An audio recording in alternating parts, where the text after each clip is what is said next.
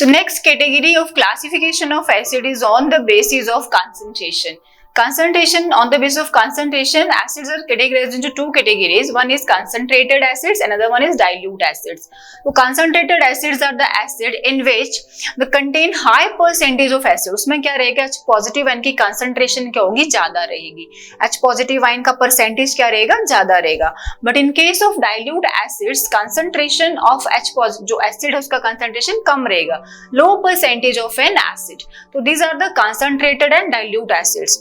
So some important things which we need to remember is it must be remembered that dilution of an acid depend on the water content. Dilution का क्या मतलब है, कोई भी acid है हम उसमें वाटर डाल के उसको डाइल्यूट कर रहे हैं, ठीक है. जैसे हमारे पास क्या होता है, दूध में ज्यादा पानी हो जाएगा तो दूध डाइल्यूट हो जाएगा, तो we can come to know कि दूध जो है वो प्योर नहीं है, उसमें दूध का परसेंटेज कम है, पानी ज्यादा हो गया, दैट इज डाइल्यूशन. डाइल्यूशन जैसे किसी एसिड को डाइल्यूट किया जा रहा है, तो एसिड में जब हम वाटर ऐड कर रहे हैं, dilution of an acid depend upon the water content, whereas strength of acid depend upon dissociation of the acid in solution. तो स्ट्रेंथ कैसे डिपेंड करती है कि वो एसिड अगर डाइल्यूट किया जा रहा है वाटर में तो वो कितने H पॉजिटिव डिसोशिएट करके दे रहा है, that will be giving a strength. Fine. Next important thing is this mean that, इसका मतलब क्या हुआ कि डाइल्यूशन जो है एसिड की वो वाटर पे डिपेंड करेगी, बट स्ट्रेंथ किस पे डिपेंड करेगी, डिसोशिएशन पे. Obviously we have done this thing.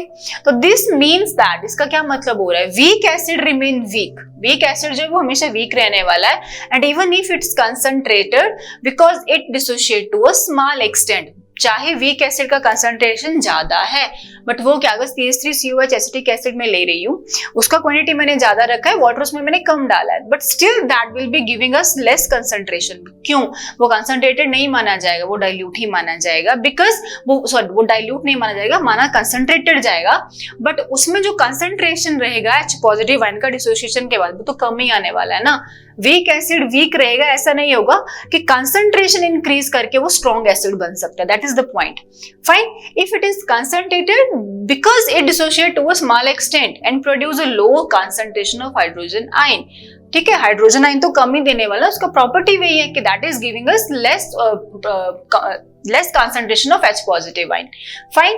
Next is a strong acid. अब strong acid की बात करें, वो strong acid remain a strong acid. वो चेंज नहीं होगा कि स्ट्रॉन्ग को हम ज्यादा डाइल्यूट करके वीक बना सकते हैं, no, that will be strong even if it is dilute because it dissociate.